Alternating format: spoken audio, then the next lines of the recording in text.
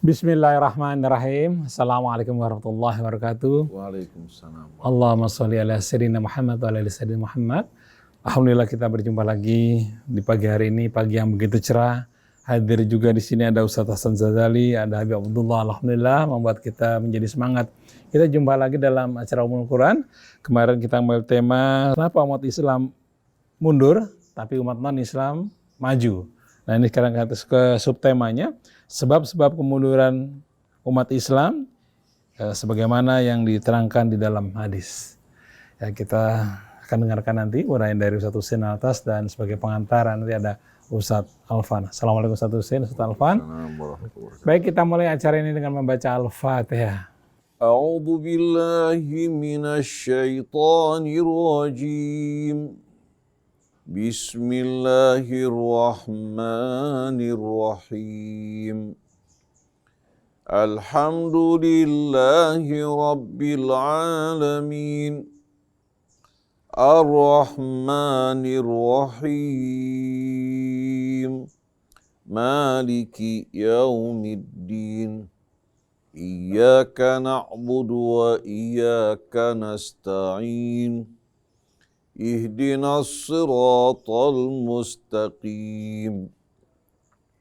Siratal ladzina an'amta 'alaihim ghairil maghdubi 'alaihim waladdallin.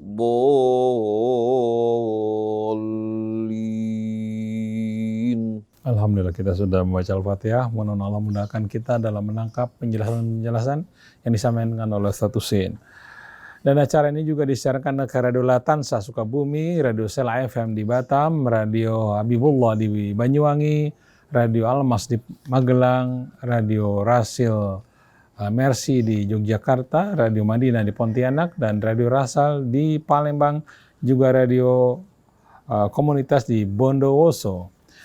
Sebagai pengantar, Ustaz Aswan akan menyampaikan yaitu sebab-sebab kemunduran umat Islam ya sebagaimana diterangkan dalam sebuah hadis. Kepada Ustaz Alfan, falyatafadhal. Assalamualaikum warahmatullahi wabarakatuh. Waalaikumsalam. Bismillahirrahmanirrahim. Alhamdulillahi rabbil alamin. Wa bihi nasta'inu ala umurid dunya waddin. Wassalatu wassalamu ala asyrafil anbiya'i wal mursalin. Sayyidina Muhammadin wa ala alihi tayyibin tahirin. Wa ashabihil akramin al-muntajabin wa man tabi'ahum bi ihsanin ila yaumiddin. Subhanaka la ilma lana illa ma 'allamtana innaka antal alimul hakim. Rabbi shrah li sadri wa yassir li amri wahlul 'uqdatam min lisani yafqahu qawli. Amma ba'du. Ikhwan, akhwat, jamaah, pemirsa televisi Silaturahim, radio pendengar setia radio Silaturahim. Alhamdulillah kita mendapatkan beraneka macam kenikmatan dari Allah berupa rahmah, ma'unah, serta inayahnya. Buktinya pada detik hari ini, di pagi hari ini, kita masih dalam keadaan sehat walafiat. Bahwa sehat walafiat itu adalah suatu indikasi kuat ada rahmah dari Allah yang sedang kita terima. Jemaah yang dimuliakan oleh Allah Subhanahu wa ta'ala, dalam renungan tadabbur Al-Quran kali ini kita masih membahas tentang suatu materi limada ta'akhkharal muslimun. Kita masih dalam materi mengapa orang-orang muslim ini tertinggal, tidak maju, sementara yang lain non-muslim mereka mengenyam kemajuan. Maka subtema pada kali ini adalah sebab-sebab kemunduran orang-orang muslim atau umat muslim. Jemaah yang dimuliakan oleh Allah Subhanahu wa ta'ala, ketika kita membahas tentang kondisi kita, merenungkan, memang tidak bisa ditampik lagi bahwa kita sangat ketinggalan dibanding umat-umat yang lain. Dan dalam ketertinggalan ini sering sekali kita menyalahkan orang lain, tidak calling down, tidak introspeksi diri, sehingga kurang persiapan bagi diri kita, kurang tenaga dan kurang sugesti untuk menyamakan dengan orang-orang yang maju itu. Maka lebih fokus pada kali ini, kita akan membahas gerangan apa saja sih yang terjangkiti kepada kita dan dunia kita dan juga dalam agama kita, penyakit-penyakit yang menjangkiti kaum muslimin ini, sehingga kaum muslimin ini susah sekali untuk maju. Jangankan lebih maju dari kaum yang lain muslim, untuk menyamai bahkan mengikutinya saja, itu susah luar biasa. Tentunya itu mengindikasikan ada sesuatu yang sangat urgen, ada sesuatu penyakit yang terjangkiti terhadap umat muslim ini, dan ini yang harus kita ketahui bersama. Sebagaimana yang diindikasikan oleh baginda Nabi SAW 14 abad yang lalu dalam salah satu hadisnya yang diriwayatkan, yang disanadkan kepada Al-Imamul Ali, di mana Rasul pernah menyabdakan, ya'ti 'alan nasi zamanun la yabqa fihi minal islam illa ismuh atau illa ismuh wala minal Qur'an illa rasmuh masajiduhum amiratun wahiyya kharabun minal huda ulama'uhum syarru man tahta adimis samai min indihim takhrujul fitnah wa fihim ta'udu. Kurang lebih artinya adalah akan datang suatu masa yang menghinggapi manusia, terutama umat muslim ini, di mana suatu masa itu la yabqa fihi minal islam illa ismuh. Tidak ada Islam ini kecuali hanya namanya saja. Artinya Islam itu tidak memotivasi, tidak terrealisasi, hanya sebatas formalitas namanya saja. Bisa saja nama KTP-nya adalah Islam, nama kesarjananya Islam, tapi realitas kehidupannya justru melebihi dari perilaku Fir'aun. Wala minal Qur'an illa rasmuh, dan tidak ada Al-Quran itu hanya sebatas tulisannya saja. Masajiduhum amiratun, masjidnya megah luar biasa, tetapi dia sepi, tidak ada penghuninya. Dan masyarakat lari dari petunjuk dari Allah Subhanahu wa ta'ala. Ulama, pengajar, instruktur, ustadz, ajengan, kiai yang ada pada zaman itu adalah sejelek-jeleknya makhluk yang berada di kolong langit ini. Maka ini adalah suatu indikator atau indikasi yang pernah baginda Rasul jelaskan kepada kita, yang harus menjadi renungan diri kita masing-masing. Lalu kita bersiap-siap untuk memperbaiki diri agar tidak seperti yang Rasul katakan ini. Apabila kita termasuk dari salah satu indikator yang Rasul katakan, diindikasikan lalu ini, maka jangan diharapkan kita akan maju. Maka demikian kita tanyakan kepada guru kita, insya Allah akan dijabar luaskan sehingga menjadi keilmuan bagi diri kita, dan kita mohon kepada Allah supaya betul-betul diluaskan dada kita, dimudahkan untuk merealisasikan nanti setelah dari perenungan kali ini. Maka kepada beliau waktu kami persilakan, fal yatafaddal mashkuran Ustaz. A'udzu billahi minasyaitonir rajim. Bismillahirrahmanirrahim. Alhamdulillahi rabbil alamin. Hamdan katsiran tayyiban mubarakan fi kama yuhibbu rabbuna wa yarda. Ya Rabbana lakal hamdu kama yanbaghi li jalali wajhikal karim wa li azimi sultanik. Subhanaka la nuhsi thana'an 'alaika anta kama athnaita 'ala nafsik. Falakal hamdu hatta tarda wa lakal hamdu idza radit wa lakal hamdu ba'da ridha. Allahumma salli wa sallim wa barik ala abdika wa rasulika Muhammadin wa alihi wa sahbihi wa sallim. Allahumma allimna ma yanfa'una wa anfa'na bima 'allamtana. Allahumma ja'alna li na'maika minasy-syakirin wa li alaika minadh-dhakirin wa 'alal balwa'i sabirin.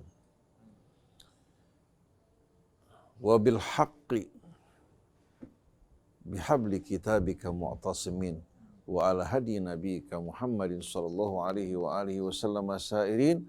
Allahumma hdina wahdi bina wa aslihna wa aslih bina waj'alna hudatan muhtadin wa la taj'alna dhallina mudhillina birahmatika ya arhamar rahimin. Amma ba'du.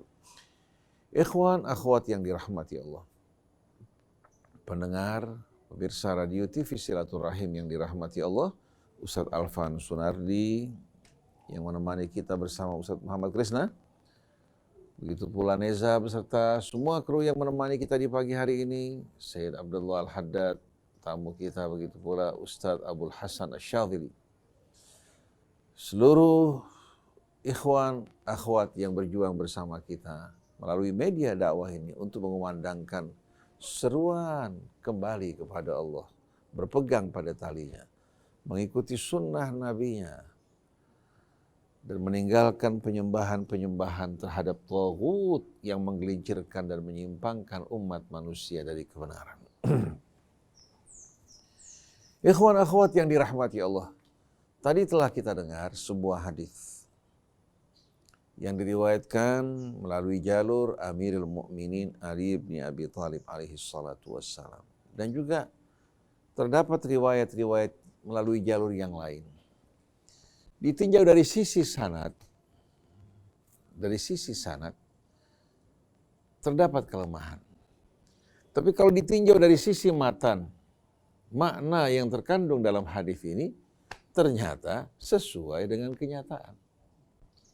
Artinya yang dikabarkan pada hadis ini, walaupun dari sisi sanad dianggap lemah, tapi semua ternyata merupakan kebenaran fakta yang tak terbantahkan. Oleh karena itu kita cenderung dalam meriwayatkan hadis ini menggunakan ruwiyah, tidak mengatakan qala Rasulullah, tapi ruwiyah an Rasulillah sallallahu alaihi wasallam. Karena dari sisi sanad lemah, tapi makna yang terkandung di dalamnya merupakan kebenaran. Kalau kita menggunakan qala Rasulullah pasti, tapi kalau ruwiyah an Rasulillah menunjukkan apa? Ya, ada isyarat kelemahan, tapi bukan dari sisi matan kandungannya, dari sisi sanad. Disebutkan pada hadis tersebut, ya'ti 'alan nasi zamanun. Akan tiba satu hari nanti, masa di tengah-tengah umat Islam, di tengah-tengah umat manusia, la yabqa minal islami illa ismuh, di mana tidak tertinggal dari Islam kecuali hanya nama saja. Adapun konten dan isinya apa? Telah meninggalkan umat pada saat tersebut. Artinya Islam telah dikosongkan dari ruhnya dan jiwanya. Yang tertinggal hanya nama yang tertulis pada kartu kependudukan kita, pada identitas kita, tapi Islam tidak lagi menyatu dengan dirinya. Islam yang tidak memiliki ruh, Islam yang tidak memiliki jiwa sama sekali, karena jiwanya, walaupun namanya Islam, jiwanya bukan lagi jiwa Islam. Tapi jiwanya dikuasai oleh kecintaan pada dunia dan nafsu angkara murka. Wa minal Qur'ani illa rasmuh. Ada lagi riwayat, wa minal Qur'ani illa darsuh. Dan tidak tertinggal dari Al-Quran kecuali hanya apa? Tulisan-tulisan, kaligrafi yang dipajang pada dinding-dinding rumah, untuk mengharapkan keberkahan dan perlindungan. Berdasarkan riwayat yang kedua, tidak tertinggal dari Al-Quran kecuali hanya apa? Hanya pelajaran-pelajaran yang kita pelajari, tapi bukan dalam rangka untuk mengamalkan isinya. Jadi hanya sebatas tulisan kaligrafi, hanya sebatas apa? Pelajaran-pelajaran, tapi yang kosong dari ruh dan jiwanya. Masajiduhum amirah, masjid-masjid mereka ramai, apalagi di bulan puasa. Disaksikan bagaimana masjid-masjid begitu ramai. Tapi wahiyya kharabum minal huda, tapi masjid tersebut kosong dari petunjuk Allah. Petunjuk Allah hanya merupakan puing-puing yang tersisa. Kata-kata kharab itu menggambarkan kerusakan. Jadi masjid-masjidnya berdiri tegak, tapi apa? Petunjuknya telah berubah menjadi puing-puing yang berserakan, yang tidak sama sekali apa? Memberikan naungan, yang tidak memberikan motivasi buat umat.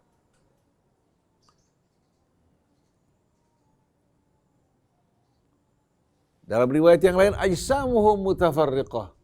Mereka kelihatan bersatu dari sisi fisik dan tubuh. Wa qulubuhum mutafarriqah. Sedangkan hati mereka bercerai-berai. Wa ulama'uhum syarru man tahta adimis sama. Ulama mereka ternyata apa? Di antara manusia ini yang terburuk dari manusia yang terdapat di bawah atap langit. Kalau kita perhatikan hadis ini, rupanya karena hadis ini menunjukkan kritikan yang tajam kepada para ulama. Apalagi ada tambahan, minhum takhrujul fitnah, berbagai macam fitnah, huru hara bersumber dari mereka. Wa ilaihim ta'ud, dan kepada mereka juga fitnah tersebut kembali. Karena hadis ini menunjukkan kritik yang tajam kepada para ulama, maka tidak heran kalau hadis ini dari sisi sanad kita jumpai apa? Kita jumpai mereka melemahkan dan mendhaifkan hadis ini. Padahal kalau kita lihat dari sisi maknanya, kita temukan ternyata apa yang diungkapkan dalam hadis merupakan fakta realita yang kita jumpai pada hari ini.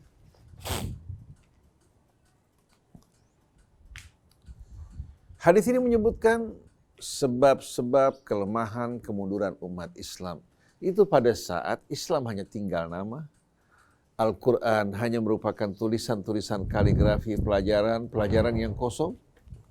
Masjid juga ramai, tapi tidak menyatukan hati umat, hanya menyatukan tubuh mereka. Yang paling mengerikan, justru ulama-ulama mereka merupakan sumber-sumber fitnah. Hadis ini ternyata dikutip oleh seorang pendeta. Dia mengutip katanya sebuah ucapan yang datang dari Muhammad. Dia mengatakan Muhammad, kalau kita mengatakan Rasulullah Shallallahu Alaihi Wasallam. Lalu dari hadis ini dia mengatakan bahwa ternyata agama mereka, kitab suci mereka, ulama-ulama mereka tidak mampu sama sekali mendidik, ya, dan mengubah kehidupan mereka dari buruk menjadi baik. Kita mengatakan apa yang kamu ucapkan benar. Kesalahan bukan pada agama, bukan pada kitab suci. Tapi kesalahan sebagaimana yang disebutkan dalam riwayat tadi kembali kepada siapa? Kembali kepada ulama-ulamanya. Yang tidak sama sekali menghayati kitab Allah dan petunjuk Nabi-Nya. Mereka dikuasai oleh kecintaan kepada dunia. Dalam riwayat yang lain, hammuhum butunuhum, kepedulian mereka hanya kepada apa? Kepada apa? Perut mereka, termasuk diantaranya kemaluan. Sebagaimana perilaku mereka, sebagaimana akhlak mereka, begitu pula orang-orang yang belajar dari mereka. Wa kullu ina'in billadhi fihi yandahu, tiap bejana akan mengeluarkan tergantung isinya. Kalau seorang alim, seorang dai mengajak manusia kembali kepada Allah, memberikan motivasi kepadanya untuk selalu ingat kepada Allah, bertakwa padanya, berbekal untuk hari akhir. Jangan sekali-kali mengutamakan kehidupan dunia dari hari akhirat yang akan menjerumuskan kepada penyesalan. Kalau ulama-ulamanya mengingatkan umat untuk bertakwa kepada Allah, niscaya rakyatnya akan bertakwa. Tapi ternyata ulama-ulamanya yang menjadi sumber fitnah, yang mengotak-ngotak umat di bawah, menanamkan fanatisme di hati mereka kepada dirinya, kepada kelompoknya, bukan mengajak umat untuk bersatu, menyerahkan loyalitas mereka kepada Allah dalam penyerahan diri yang betul-betul murni. Akhirnya karena sikap mereka memanfaatkan umat untuk kepentingan mereka, menjadikannya sebagai ladang-ladang, pendaringan untuk keuntungan kepentingan mereka, akhirnya umat berpecah belah, bercerai-berai, melemahkan mereka, dan lama-kelamaan mereka akhirnya ragu terhadap agama mereka. Kejadian ini percis seperti yang dialami sebelum Revolusi Prancis. Bagaimana gereja dan raja bersama-sama membodoh-bodohi masyarakat. Gereja dengan menggunakan nama agama dan raja ya, sebagai wakil Tuhan di bumi, melakukan kejahatan, melakukan pungutan-pungutan ya, dari rakyat dengan menggunakan nama agama, Dan gereja juga mendukung kebijakan-kebijakan raja-raja. Dan mengingatkan rakyat untuk tidak berdemo, untuk tidak menentang, untuk tidak mengeritik raja mereka. Karena raja mereka merupakan orang-orang yang diangkat oleh Tuhan. Akibatnya apa? Rakyat sekian panjang mengalami penderitaan. Menjadi sapi perahan buat mereka. Saling bekerja sama dalam simbiosis mutualisme. Gereja diuntungkan dengan mendukung raja. Raja juga mengukuhkan kekuasaan gereja. Sampai lahirlah revolusi Prancis. Pada saat itu kebencian rakyat terhadap mereka yang luar biasa. Sampai mereka melilit leher tokoh-tokoh gereja mereka dengan apa? Dengan usus yang mereka keluarkan dari raja mereka. Atau sebaliknya, si raja dililit oleh usus yang dikeluarkan dari tokoh agama mereka. Untuk menggambarkan kebencian mereka terhadap tokoh-tokoh agama yang memperdayakan mereka atas nama agama. Mulai saat itu lahirlah pemisahan antara agama dan kehidupan. Gereja hanya diberikan wewenang dalam urusan-urusan ritual, dalam urusan kehidupan mereka tidak punya hak.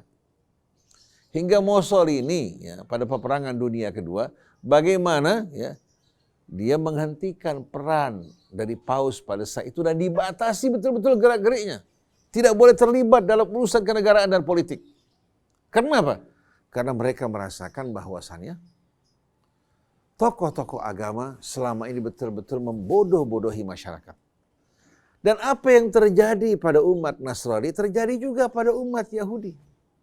Umat Yahudi dalam fatwa-fatwa yang mereka keluarkan selalu berpihak pada orang-orang yang kaya, yang berkuasa. Kalau orang-orang yang berkuasa, yang kaya melakukan pelanggaran, mereka ringankan. Tapi kalau yang melakukan pelanggaran orang-orang kecil, mereka hukum dengan seberat-beratnya. Ternyata penyakit yang ada pada umat Yahudi, umat Nasrani, sekarang berlangsung di tengah-tengah umat Islam.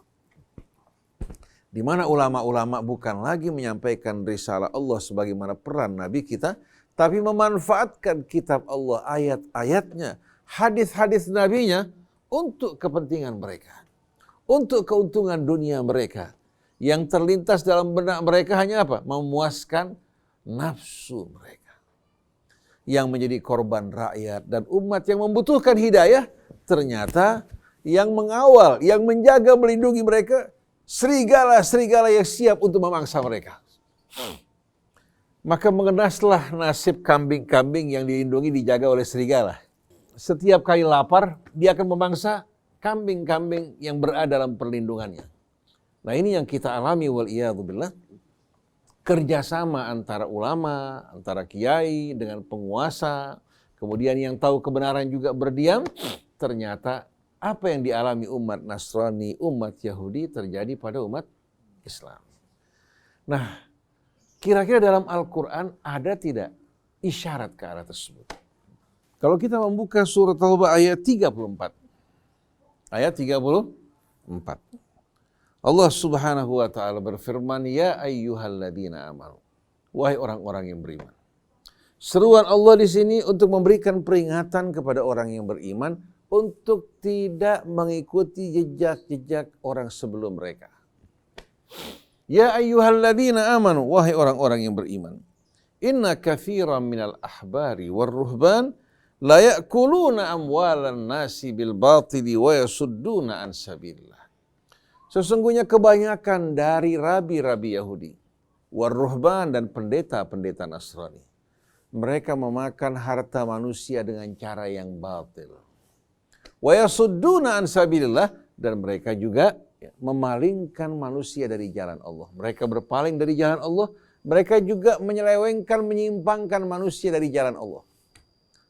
Kenapa? Karena tujuan dunia mereka dengan penyimpangan yang terjadi di tengah-tengah umat, tertutupnya atau hilangnya rambu-rambu kebenaran, akhirnya umat terjerumus dalam kemungkaran, dalam kemaksiatan, dalam perbuatan nista. Sedangkan tokoh-tokoh agama datang membenarkan perbuatan-perbuatan mereka yang melakukan kejahatan dengan imbalan-imbalan dunia yang mereka terima. Akhirnya fatwa-fatwa bukan dikeluarkan untuk menegaskan mana yang hak dan yang batil, tapi fatwa dikeluarkan untuk membela, berpihak kepada orang-orang yang menguntungkan mereka. Wahai orang-orang yang beriman, sesungguhnya kebanyakan dari rabi-rabi Yahudi, pendeta-pendeta Nasrani, mereka memakan harta manusia dengan cara yang batil. Dan mereka juga berpaling dan memalingkan manusia dari jalan-jalan Allah Subhanahu wa ta'ala. Walladzina yaknizuna adh-dhahaba wal fiddah wa la yunfiqunaha fi sabilillah fabashshirhum bi'adzabin alim. Dan mereka yang menimbun emas dan perak, mereka tidak menginfakkannya di jalan Allah, maka sampaikan kabar gembira dari Allah untuk mereka. Dengan apa? Dengan azab yang maha pedih. Ini bukan kabar gembira. Tapi sebagaimana mereka mempermainkan agama, Allah juga berbicara kepada mereka dengan bahasa oyokan dan olokan. Sampaikan kabar gembira kepada mereka dengan azab yang maha pedih. Yauma yuhma 'alaiha fi nari jahannam fatukwa biha jibahuhum wa junubuhum wa dhuhurum. Ketika emas dan perak yang mereka miliki dipanaskan dalam api neraka jahanam, kemudian ditiriskan wajah mereka, lambung mereka dan punggung mereka. Hadza ma kanastum li anfusikum. Inilah apa yang kalian timbun untuk diri kalian. Fadzuqu ma kuntum taknizun, maka rasakanlah apa-apa yang kalian timbun sebelumnya. Kita lihat di sini bagaimana Allah Subhanahu wa taala berbicara kepada orang yang beriman dalam rangka memberikan peringatan kepada kita agar kita tidak mencontoh, mengikuti jejak langkah orang-orang terdahulu, baik itu umat Yahudi maupun Nasraninya, yang menggunakan agama untuk mengumpulkan kekayaan bagi mereka dan memalingkan manusia dari jalan Allah. Ternyata kalau ini merupakan peringatan pada masa Nabi ketika ayat ini turun agar tidak mencontoh orang sebelum mereka, sekarang ternyata apa yang dilakukan umat sebelum kita telah kita lakukan. Kalau ulama-ulama kita seperti ini, ada harapan tidak terjadi perubahan di tengah-tengah umat. Islam hanya tinggal nama, seperti yang kita jumpai saat ini. Oleh karena itu ketika Abu Janda berbicara, mengolok-olok Islam yang dianggap sebagai agama yang arogan, agama pendatang, kita saksikan ternyata apa? Umat sedikit pun tidak memiliki kecemburuan. Kalau dulu kita tahu bagaimana kecemburuan umat ketika mendengarkan hal seperti ini. Di mana orang yang sama sekali tidak punya pemahaman latar belakang agama, yang hidupnya glamor, menjadi alat untuk membela kekuasaan, berbicara seperti ini. Kita tahu bagaimana kira-kira kalau dulu orang-orang mengucapkan hal seperti ini, tidak akan lepas sama sekali dari hukuman dan keadilan. Tapi kalau sekarang, dia dengan aman, dengan tentram, bebas dari jeratan hukuman, walaupun sekian banyak orang meminta, supaya apa? Supaya dia diadili. Organisasi-organisasi Islam dengan tegas meminta supaya Abu Janda diadili. Tapi sampai sekarang kita saksikan seolah-olah pemerintah menyetujui apa yang diucapkan Abu Janda.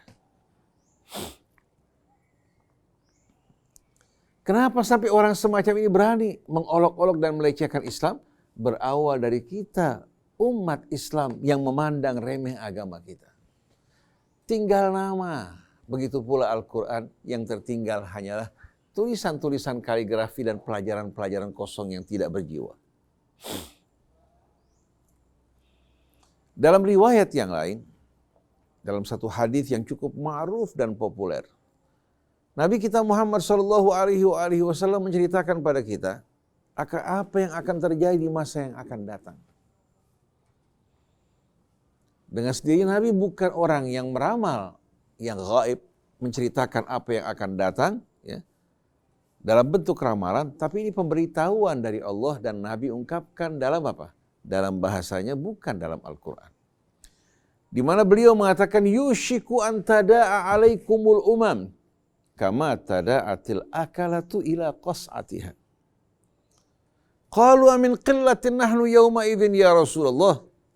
Qala la, bal antum hina idhin kathir, walakinnakum ghutha'un ka ghutha'is sail.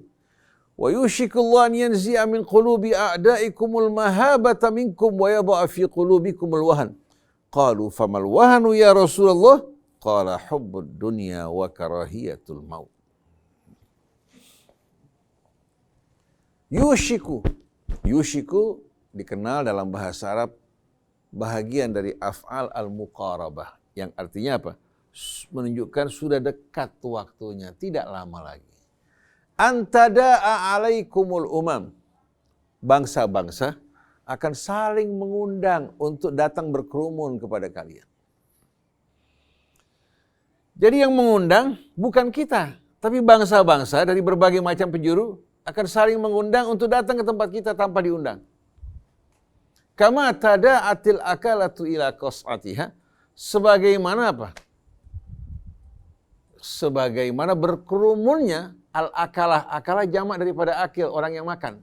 Sebagaimana mereka apa? Orang-orang yang akan makan berkerumun menghadapi hidangan. Al-qas'ah itu adalah hidangan. Seperti nampan yang berisikan makanan ya, atau prasmanan. Ya. Jadi bangsa-bangsa nanti akan apa? Akan datang ya, berkerumun saling mengundang untuk mendatangi kalian. Sebagaimana mereka-mereka yang akan menyantap makanan berkumpul di sekeliling hidangan. Jadi kita, bangsa kita, negara kita akan menjadi hidangan buat mereka. Dan mereka tanpa diundang saling mengundang, saling mengajak untuk datang ke negeri kita. Bahkan subhanallah, satu hari nanti mereka akan beranggapan mereka sebagai pribumi, sebagai pemilik, sedangkan kita hanya merupakan apa? Merupakan tamu-tamu di negeri kita sendiri. Jadi antada'a alaikumul umam. Tada'a diambil dari kata da'a yad'u. Yushiku antada'a alaikumul umam. Sudah dekat masanya bangsa-bangsa akan saling mengundang untuk berkumpul berkerumun mengelilingi kalian. Kama tada'atil akalatu ila qas'atiha. Sebagaimana mereka-mereka para tamu undangan ya, berkumpul mengelilingi hidangan yang mereka akan makan. Tapi bukan tuan rumah yang mengundang. Para tamu ini yang saling mengundang berdatangan untuk mengambil keuntungan. Para sahabat bertanya, qalu amin qillatin nahnu yauma idzin ya Rasulullah. Mereka bertanya, apakah disebabkan karena jumlah kami sedikit pada saat itu wahai Rasulullah hingga mereka berani terhadap kita? Dijawab oleh Rasul, la, sama sekali tidak. Bal antum hina idzin katsir. Kalian pada saat itu justru banyak, mayoritas. Walakinnakum ghutha'un ka ghutha'is sail. Tapi kalian mirip dengan ghutha yang terapung di atas permukaan air. Apa ghutha? Sebagian orang menerjemahkan ghutha itu buih. Padahal bukan buih. Kalau buih itu dalam bahasa Arab zabat. Kalau ghutha seperti yang Allah bilang dalam suratul A'la, ya, faja'alahu ghutha'an ahwa. Ghutha itu daun-daun, rumput-rumput kering ya, yang terapung di atas permukaan air.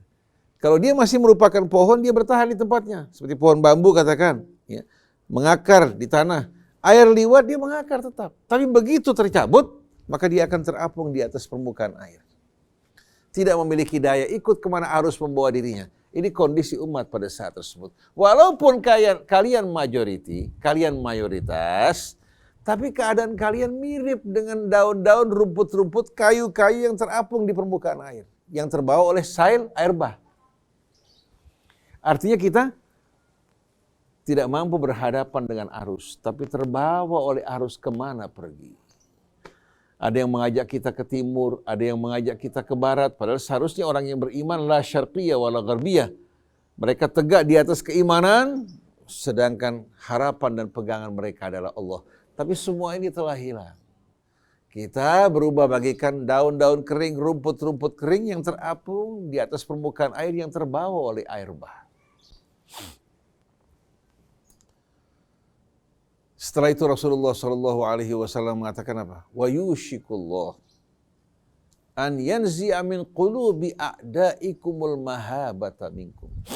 Dan pada saat tersebut ya, bersama kejadian tersebut Allah Subhanahu wa taala hampir-hampir mencabut dari hati musuh kalian rasa takut terhadap kalian. Wibawa kalian hilang di hati musuh-musuh kalian. Hingga mereka berani berbuat sesuka hati mereka. Kalau seandainya orang Islamnya bahkan ulamanya sudah jadi calo dan jongos, bagaimana mereka nggak berani? Ulama-ulamanya diberikan uang berdiam, mendukung kezaliman, bahkan berkampanye untuk kezaliman, maka orang-orang semacam ini dengan sendirinya membuka jalan bagi orang-orang di luar Islam untuk berani kurang ajar terhadap kita.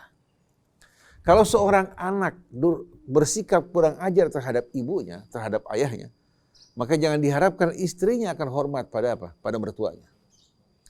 Begitu juga kalau kita tidak menghargai agama kita, tidak mencintai bangsa kita, negeri kita, bagaimana mungkin orang lain akan menghargai agama kita maupun bangsa kita? Jadi hampir-hampir Allah Subhanahu wa taala mencabut dari hati musuh kalian rasa takut gentar terhadap kalian, di mana kalian kehilangan wibawa. Wa yadha'a fi qulubikumul wahan, sebagai akibat dari perbuatan kalian Allah meletakkan di hati kalian al-wahan. Al-wahan artinya jelas. Wahan itu orang yang jiwanya lemah, patah semangat, frustasi. Oleh karena itu bukan arti wahan yang ditanya oleh Rasulullah, oleh sahabat, tapi yang ditanya pada ucapan berikutnya adalah penyebabnya. Qalu famal wahanu ya Rasulullah. Mereka mengatakan, apa itu wahan ya Rasulullah? Apa sebabnya kok kenapa kita mayoritas mengalami penyakit wahan? Dijawab oleh Rasulullah, hubbud dunya wa karahiyatul maut, yang menyebabkan orang mengalami lemah, mentalnya rapuh, mudah goyah, kemudian mengalami ketakutan menghadapi kematian, semuanya disebabkan karena hubbud dunya, cinta pada dunia. Orang begitu cinta pada dunia, dengan sendirinya apa? Dia akan takut mati, enggan untuk berjuang. Padahal dunia sesaat, akhirat kekal dan abadi. Jadi yang menjadi penyebab umat Islam mengalami wahan adalah hubbud dunya, kecintaan pada dunia. Akhirnya efeknya diantaranya juga membawa kepada karahiyatul maut. Tapi kalau dia cinta Allah, cinta hari akhirat, dia nggak berat meninggalkan dunia. Begitu dia mencintai dunia, dia akan kikir, bahkan bisa mendorong dia memakan harta orang lain dengan cara yang batil. Dia tidak peduli terhadap saudaranya yang butuh, yang sakit, yang menderita. Yang penting si aku kenyang, si aku senang, persetan dengan orang lain. Ini bahasa para pencinta dunia. Seandainya dia memberi, pemberiannya bukan karena ketulusan, untuk memperalat orang yang diberi. Seperti sumbangan yang diberikan pada masa kampanye dan lain sebagainya. Bukan sumbangan sukarela. Tapi sumbangan untuk apa? Untuk mengikat dan memperalat. Ini apa yang disampaikan Nabi dalam hadis yang sahih.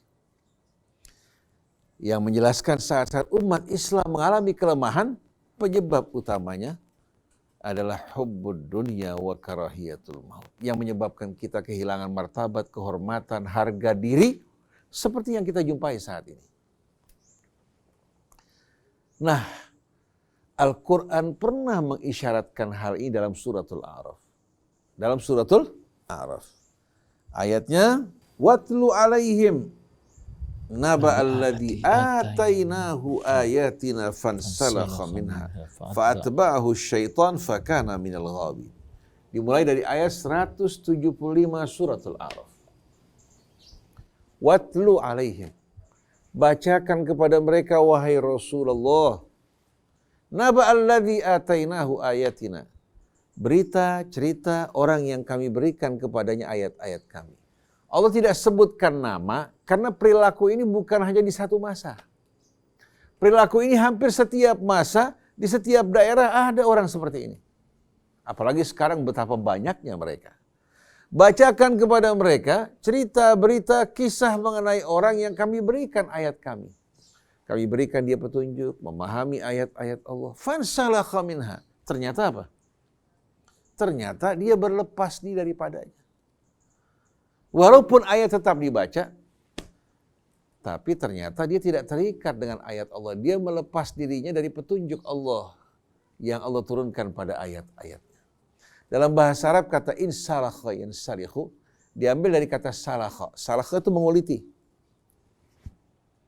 Seperti seorang yang memotong sapi, menguliti sapi atau kambing namanya apa?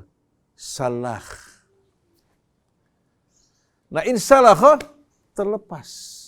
Dia melepas dirinya ya, dari ayat-ayat Allah walaupun tetap masih dibaca, dipelajari, tapi dia sama sekali tidak terikat dengan bimbingan dan petunjuknya. Fa'atba'ahu syaitan. Begitu dia berlepas diri dari ayat Allah dan petunjuknya, langsung dia ditunggangi oleh syaitan. Fa'atba'ahu syaitan. Kalau tabi'a yatba'u artinya mengikuti. Kalau atba'a yutbi'u mengikuti. Membuat orang lain mengikuti. Artinya apa? Syaitan menjadikan dirinya budaknya. Hambanya. Jadi kalau tabi'a yatba'u fi'il lazim yang tidak punya objek. Kalau atba'a punya objek. Fa'atba'ahu syaitan artinya syaitan menjadikan dia sebagai pengikutnya dan budaknya. Fakana minal ghawin. Begitu dia mengikuti syaitan, maka dari jalan Allah langsung dia keluar menjadi orang-orang yang sesat dan tergelincir. Tapi herannya dia merasa dirinya apa? Benar. Karena dia masih membaca ayat Allah, bahkan masih mengajarkannya. Tapi apa? Dia telah berlepas diri dari ayat dan petunjuk Allah. Quran hanya tinggal nama. Quran tinggal nama, tinggal tulisan, kaligrafi, pelajaran, tapi tidak bermakna, tidak memiliki jiwa sama sekali. Fakana minal ghawin. Walau syi'na la rafa'nahu biha. Kalau kami kehendaki, kami bisa mengangkat dirinya. Dia mau ikuti kami akan angkat derajatnya dengan ayat-ayat Allah. Ayat Allah tidak akan merendahkan dirinya. Kalau dia ikuti dengan patuh, kami akan muliakan dirinya, mengangkat derajatnya dengan ayat-ayat kami. Tapi sayang dia gak mau. Walakinnahu akhlada ilal ard. Tapi dia lebih suka mendekam ke bumi, cinta pada dunia. Akhlada itu apa? Seperti kalau seekor binatang berpegang ke bawah gak mau naik. Kita mau angkat dia gak mau. Dia bertahan. Akhlada ilal ard juga menggambarkan bahwa dia ingin kalau bisa hidup kekal di dunia ini. Padahal gak mungkin sama sekali. Hidupnya di dunia cuma singkat. Dia lebih suka mendekam, berpegang kepada kehidupan dunia. Akhirnya perumpamannya mirip apa? Famathaluhu kamathalil kalb. Perumpamannya mirip dengan seekor anjing. Yang tidak pernah puas. Selalu apa? Hidupnya apa? Hidupnya dalam keadaan betul-betul dikuasai oleh apa? Oleh berbagai macam bisikan hawa nafsu dan angan-angan. Allah gambarkan dengan anjing, kemudian Allah gambarkan keadaan anjing yang khusus. Intahmil alaihi yalhad. Kamu usir hardik dirinya, tetap lidahnya apa? Akan tetap keluar. Sambil menembuskan nafas kan? Au tatrukhu yalhad. Atau kamu abaikan dia, tetap dia akan menjulurkan lidahnya. Dalam keadaan duduk saja, lidah tetap keluar. Betul enggak? Nah kalau gambaran orang-orang yang diberikan ayat Allah seperti ini, bagaimana keadaannya? Bukan terhormat menyampaikan ayat Allah dengan jiwa yang khusyuk, jiwa yang penuh rasa qanaah, tapi matanya tertuju pada ahli dunia mengharapkan pemberian mereka. Menunggu tulang yang diberikan pada mereka, wal iyadzubillah. In tahmil alaihi yalhath au tatrukhu yalhath. Dzalika mathalul qaumil ladzina kadzdzabu bi ayatina. Itulah perumpamaan orang yang mendustakan ayat-ayat kami. Faqsusil qasas. Ceritakan kisah inilah Allahum yatafakkarun agar menjadi bahan renungan bagi mereka. Ini perlu kita bacakan ayat ini sering-sering. Sa'a mathalanil qaumil ladzina kadzdzabu bi ayatina. Sa'a mathalanil qaumul ladzina kadzdzabu bi ayatina wa anfusahum kanu yadhlimun. Betapa buruknya perumpamaan orang yang mendustakan ayat-ayat kami, kehilangan martabat kehormatan sampai malu mereka. Wa anfusahum kanu yadhlimun. Dan ternyata mereka menzalimi diri mereka dengan perbuatan hina ini, mereka mempermalukan, merendahkan diri mereka. Wal iyadzubillah. Nah, kalau kita lihat Allah memberikan perumpamaan orang ini yang diberikan ayat Allah, kemudian melepaskan diri, mendekam ke bumi dan mengutamakan kehidupan dunia. Allah umpamakan dengan seekor anjing. Kalau kita perhatikan apa yang dilakukan anjing, kita temukan ternyata apa? Peran anjing ini kalau bukan dia menjaga rumah, menjaga ternak, menjaga rumah atau ternak. atau menjadi kucing sirkus. Atau kalau sekarang di Eropa menjadi pendamping untuk orang-orang buta. Atau sebagai anjing berburu. Coba kita lihat. Kalau dia menjaga rumah, sepanjang waktu dia menjaga tuannya. Dengan penuh kesetiaan diberikan makan. Ya. Diberikan makan sebagai balasan. Dari makan yang diberikan, dia setia kepada tuannya menjaga tuan. Menjaga rumahnya. Pada saat ada orang ya, masuk, dia akan menggonggong. Kalau diperintahkan menyerang oleh tuannya, dia tidak akan peduli ini orang baik atau tidak. Dia akan serang. Secara membuta dia ikuti tuannya. Ya. Disuruh menggigit, dia akan menggigit. Tidak pandang bulu apakah dia orang baik atau orang yang tidak baik.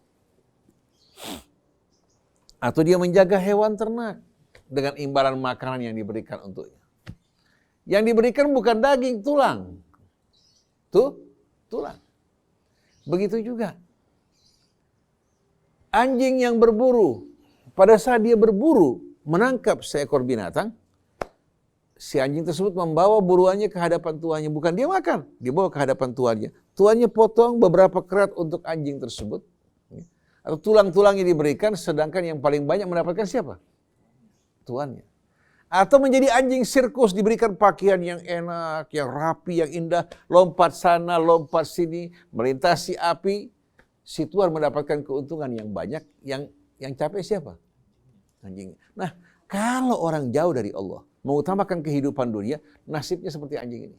Mau dia orang biasa, mau dia pejabat, mau dia ulama, mau kiai, mau habib, begitu dia mendustakan ayat Allah, tidak mengikuti petunjuknya, walaupun dia hafal Quran, mirip dengan seekor anjing. Wal-iyadzubillah. Jadi kalau kita renungkan dari ayat-ayat ini, secara tidak langsung menjelaskan sebab-sebab kemunduran, kehancuran umat Islam ini disebabkan perilaku ulama-ulamanya. Juga perilaku umatnya yang mengutamakan kehidupan dunia.